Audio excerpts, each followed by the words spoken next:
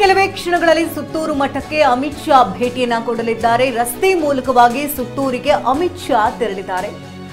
ಅಮಿತ್ ಶಾ ಕಾರಿನಲ್ಲಿ ಬಿವೈ ವಿಜಯೇಂದ್ರ ಹಾಗೆ ಜೋಶಿ ಅವರಿಗೆ ಸಾಥ್ ಕೊಡ್ತಿದ್ದಾರೆ. ಒಂದೇ ಕಾರಿನಲ್ಲಿ ಮೂವರು ನಾಯಕರು ಹೊರಟಿದ್ದಾರೆ ಸುತ್ತೂರಿಗೆ. ಸುತ್ತೂರು ಜಾತ್ರೆಯಲ್ಲಿ ಭಾಗಿಯಾಗ್ತಿದ್ದಾರೆ ಅಮಿತ್ ಶಾ. ಶಾಮನೂರು ಶಿವಶಂಕರಪ್ಪ ಅತಿಥಿ ಗೃಹವನ್ನು ಉದ್ಘಾಟಿಸಲಿದ್ದಾರೆ ಅಮಿತ್ ಶಾ. ಇನ್ನು ವೇದಿಕೆ ಕಾರ್ಯಕ್ರಮದಲ್ಲಿ ಅಮಿತ್ ಶಾ ಭಾಗಿಯಾಗ್ತಾ ಇದ್ದಾರೆ.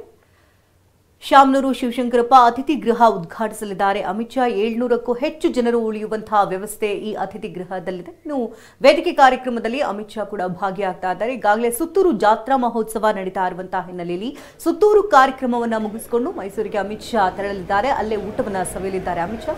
ಮೈಸೂರಿನಲ್ಲಿ ಬಿಜೆಪಿ ನಾಯಕರ ಸಭೆಯನ್ನ ಅಮಿತ್ ಶಾ ಕರೆದಿದ್ದಾರೆ. ಅದಕ್ಕಾಗಿ ಎಲ್ಲ ನಾಯಕರು ಈಗಾಗಲೇ ಕಾದುಕೊಳ್ತಿದ್ದಾರೆ. ಎಲ್ಲ ರೀತಿ ತಯಾರಿಗಳು ಕೂಡ ಈಗಾಗಲೇ ಆಗಿದೆ. ದೃಶ್ಯಗಳಲ್ಲೂ ಕೂಡ ನೀವು ಗಮನಿಸ್ತಾ ಇದ್ದೀರಿ.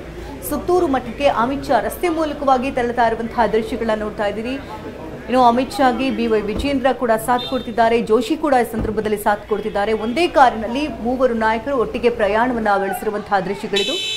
ಸುತ್ತೂರು ಮಠಕ್ಕೆ ಅಮಿತ್ ಶಾ ಕಾರ್ ಈಗಾಗಲೇ ಹೊರಟಿದೆ. ಆ ನೇರ ದೃಶ್ಯಾವಳಿಗಳನ್ನ ನೀವು ನೋಡ್ತಾ ಇದ್ದೀರಿ. ಸುತ್ತೂರು ಮಠಕ್ಕೆ ತೆರಳಿ ಉದ್ಘಾಟನಾ ಕಾರ್ಯಕ್ರಮದಲ್ಲೂ ಕೂಡ ಅವರು ಭಾಗಿಯಾಗ್ತಿದ್ದಾರೆ.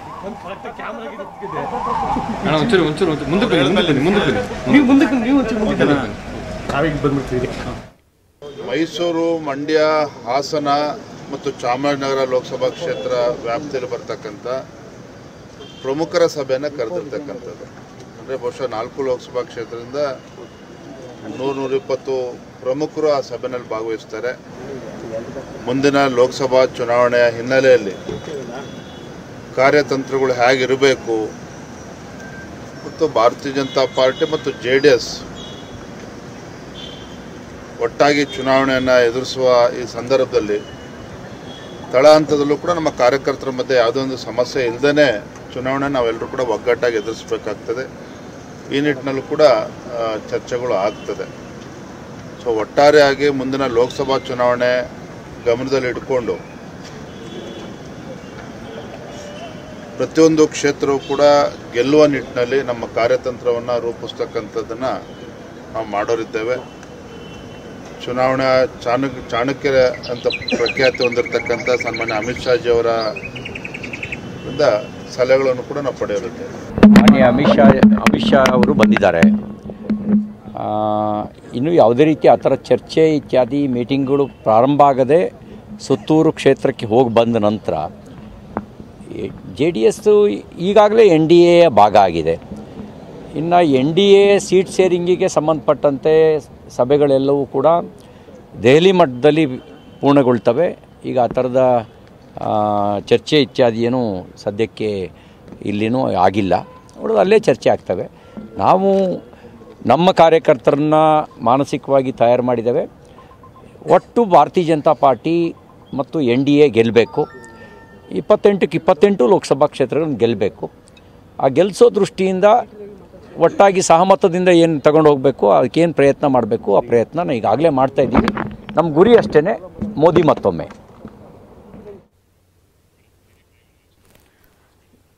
ಇನ್ನು ಹೆಚ್ಚಿನ ಡೀಟೇಲ್ಸ್ ಅನ್ನು ಕೊಡೋದಕ್ಕೆ ಮೈಸೂರಿನಿಂದ ನೇರ ಸಂಪರ್ಕದಲ್ಲಿ ನಮ್ಮ ಪ್ರತಿನಿಧಿ ದಿಲೀಪ್ ಇದ್ದಾರೆ. ದಿಲೀಪ್, ಈಗಾಗಲೇ ಒಂದ್ ಕಡೆ ಕಾಂಗ್ರೆಸ್ ನೋಡಿದ್ರೆ ಗೋ ಬ್ಯಾಕ್ ಅಮಿತ್ ಶಾ ಅಂತ ಪ್ರತಿಭಟನೆಗೆ ಮುಂದಾಗಿದೆ. ಮತ್ತೊಂದು ಬದಿಯಲ್ಲಿ ಈಗಾಗಲೇ ಸುತ್ತೂರು ಮಠದತ್ತ ಅಮಿತ್ ಶಾ ತೆರಳ್ತಾ ಇದ್ರೆ ದೂರಗಾಮಿ ದೃಷ್ಟಿಯನ್ನ ಇಟ್ಕೊಂಡು ಲೋಕಸಭಾ ಚುನಾವಣೆಗೆ ಯಾವ ರೀತಿ ರಣತಂತ್ರ ಹೆಣಿಬೇಕು ಅನ್ನೋ ನಿಟ್ಟಿನಲ್ಲಿ ಎಲ್ಲಾ ತಯಾರಿಯನ್ನ ನಡೆಸಿಕೊಂಡು ಬಂದಂತೆ ಕಾಣ್ತಾ ಇದೆ. ಏನೇನು ಅಪ್ಡೇಟ್ಸ್ ಲಭ್ಯವಾಗ್ತಾ ಇದೆ?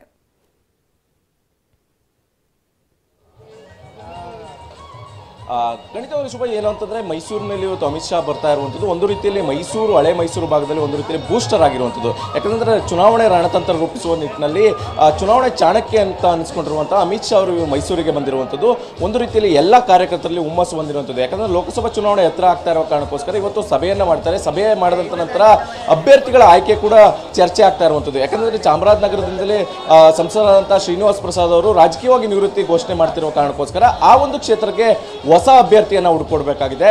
ಜೊತೆಗೆ ಮಂಡ್ಯದಲ್ಲಿ ಈಗಾಗಲೇ ಏನು ಸುಮಲತಾ ಅವರು ಅಭ್ಯರ್ಥಿ ಇರುವಂಥದ್ದು. ಈಗ ಮಂಡ್ಯದಿಂದ ಸುಮಲತಾ ಈಗ ಬಿಜೆಪಿ ಮತ್ತು JDS ಮೈತ್ರಿ ಆಗಿರೋ ಕಾರಣಕ್ಕೋಸ್ಕರ ಯಾರಿಗೆ ಕ್ಷೇತ್ರವನ್ನು ಬಿಟ್ಕೊಡ್ಬೇಕು ಅನ್ನುವಂಥದ್ದು ಸಾಕಷ್ಟು ಕುತೂಹಲಕ್ಕೆ ಇರುವಂಥದ್ದು. ಈ ಕಾರಣದಿಂದಾಗಿ ಒಂದು ರೀತಿಯಲ್ಲಿ ಸಾಕಷ್ಟು ಚರ್ಚೆ ಆಗುವ ಕಾರಣ ಇರುವಂಥದ್ದು. ಅದರಲ್ಲೂ ಕೂಡ CM ತವರು ಕ್ಷೇತ್ರ ಆಗಿರುವಂಥದ್ದು ಸುತ್ತೂರಿನಲ್ಲಿ ಈ ಒಂದು ಕಾರ್ಯಕ್ರಮಕ್ಕೆ ಆಗಮಿಸ್ತಾ ಇರುವಂತಹ ಅಮಿತ್ ಶಾ ಅವರು ಒಂದು ರೀತಿಯಲ್ಲಿ ರಣತಂತ್ರ ರೂಪಿಸ್ತಾ ಇದ್ದಾರೆ. ಯಾಕಂದ್ರೆ CM ಕ್ಷೇತ್ರದಿಂದನೇ ಅವರ ಚುನಾವಣೆ ಏನು ಮೈಸೂರಿನ ಚುನಾವಣೆ ರಾಜಕೀಯ ತಂತ್ರಗಳು, ಮೈಸೂರು ಭಾಗದ ರಾಜಕೀಯ ಚುನಾವಣೆ ತಂತ್ರಗಳು ಆರಂಭ ಆಗ್ತಿರುವಂಥದ್ದು. ಒಂದು ರೀತಿಯಲ್ಲಿ ಸಿದ್ದರಾಮಯ್ಯನವರಿಗೆ ಟಕ್ಕರ್ ಕೊಡುವಂತ ಕೆಲಸ ಆಗುತ್ತೆ ಅಂತಾನೆ ಹೇಳ್ಬಹುದು. ಯಾಕಂದ್ರೆ ಮೈಸೂರು ಭಾಗದಲ್ಲಿ ಈಗಾಗಲೇ ಮಣಿಸಬೇಕು ಅಂತ ಬಿಜೆಪಿಯನ್ನು ಮಣಿಸಬೇಕು ಅನ್ನುವಂಥ ನಿಟ್ಟಿನಲ್ಲಿ ಸಿದ್ದರಾಮಯ್ಯನವರು ಸಾಕಷ್ಟು ಕಸರತ್ತನ್ನ ಮಾಡ್ತಾ ಇದ್ದಾರೆ. ಅದರಲ್ಲೂ ಕೂಡ ಪುತ್ರನನ್ನ ಕಣಕ್ಕಿಳಿಸಬೇಕು ಅನ್ನುವಂಥ ನಿಟ್ಟಿನಲ್ಲಿ ಕೂಡ ಸಾಕಷ್ಟು ಚರ್ಚೆ ಆಗ್ತಾ ಇರುವಂಥದ್ದು. ಈ ಎಲ್ಲ ಕಾರಣದಿಂದಾಗಿ ಮೈಸೂರನ್ನ ಹೇಗೆ ಉಳಿಸ್ಕೊಳ್ಬೇಕು, ಜೊತೆಗೆ ಮೈಸೂರು ಆಗಿರ್ಬೋದು, ಮತ್ತೆ ಮಂಡ್ಯ ಆಗಿರ್ಬೋದು, ಹಾಸನ ಆಗಿರ್ಬೋದು, ಚಾಮರಾಜನಗರ ಆಗಿರ್ಬೋದು, ಈ ಒಂದು ಕ್ಷೇತ್ರದಲ್ಲಿ ಮತ್ತೆ JDS ಬಿಜೆಪಿಯ